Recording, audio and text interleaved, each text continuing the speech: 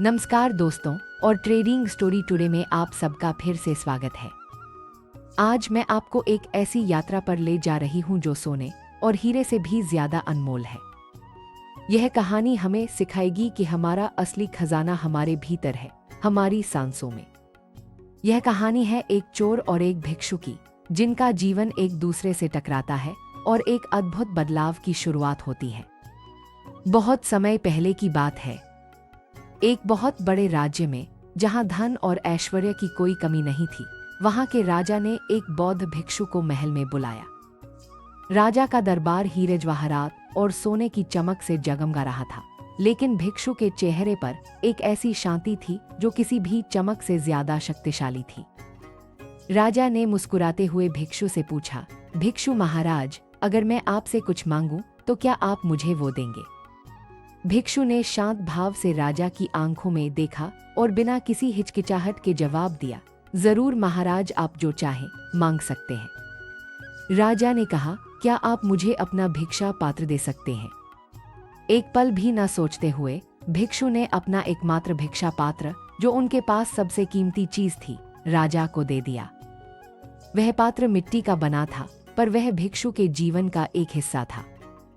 इस त्याग से राजा बहुत प्रभावित हुए। उन्होंने भिक्षु को एक हीरे जवाहरात से जड़ा सोने का बड़ा कटोरा भेंट किया। भिक्षु ने बिना किसी भावना के उसे स्वीकार किया और अपनी कुटिया की ओर चल दिए। भिक्षु अपनी धुन में जंगल के रास्ते पर चले जा रहे थे। दूर से एक चोर ने उन्हें देखा। उस चोर की नजर भिक्षु के हाथ में रखे सुनहरे कटोरे पर पड़ी। वह चमकती हुई चीज देखकर उसकी आंखों में लालच की चिंगारी जल उठी। उसने अपने मन में ठान लिया, यह कटोरा मेरा होगा, और वह चोरी छुपे भिक्षु का पीछा करने लगा। भिक्षु को अपने पीछे किसी की परछाई महसूस हुई। वह मुस्कुराए। उनके चेहरे पर कोई डर नहीं था, कोई चिंता नहीं थी। वे अपने मन में सोचने लगे, यह कटोरा मेरी शांति भंग कर रहा है और इस बेचारे को भी एक और अपराध की ओर धकेल रहा है। क्यों ना मैं इसे पहले ही दे दूं। जब वे अपनी कुटिया के पास पहुंचे, उन्होंने बिना किसी दुख या लगाव के उस कीमती कटोरे को बाहर फेंक दिया और खुद कुटिया के भीतर चले गए। यह देखकर चोर हक्का बक्का रह गया। उसकी आंखें खुली की खुली रह गईं। ये क्या, कोई इंसान इतनी कीमती चीज को ऐसे कैसे फेंक सकता है? उसने सोचा, अगर वह सोना बाहर फेंक रहा है तो जरूर अंदर कोई बहुत बड़ा खजाना छिपा है। चोर दबे पांव धीरे धीरे कुटिया के अंदर गया। कुटिया बिल्कुल खाली थी। मिट्टी की दीवारें, एक छोटा सा आसन और बीच में भिक्षु शांत ध्यान में बैठे थे।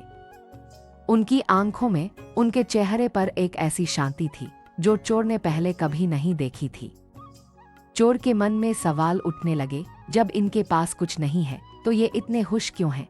इन्होंने सोने का कटोरा क्यों त्यागा?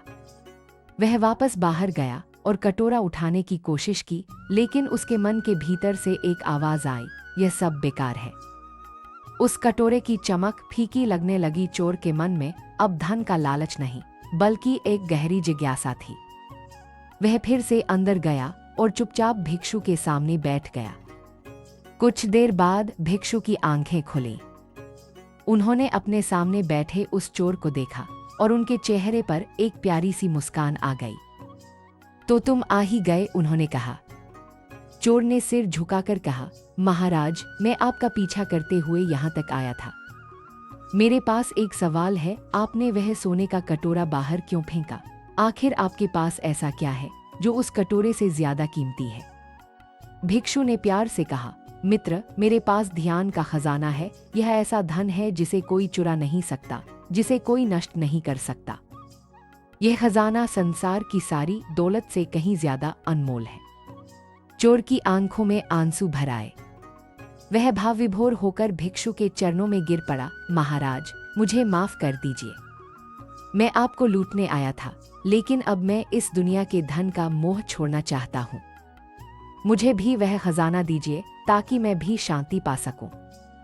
भिक्षु मुस्कुराए। ध्यान का खजाना सबके लिए खुला है, बस एक सच्ची इच्छा होनी चाहिए।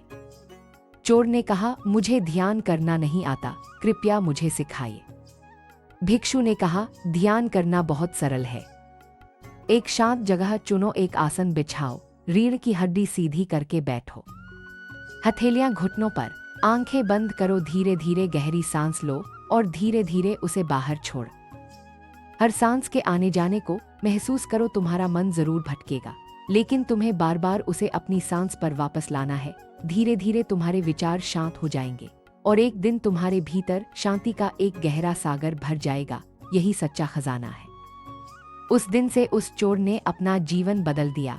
उसने चोरी छोड़ दी और साधु के बताए रास्ते पर चलना शुरू किया। धीरे धीरे उसके भीतर वही शांति उतर आई जिसे उसने पहली बार भिक्षु के चेहरे पर देखा था। दोस्तों, यह कहानी हमें सिखाती है कि हमारी असली दौलत बाहर नहीं, हमारे भीतर है।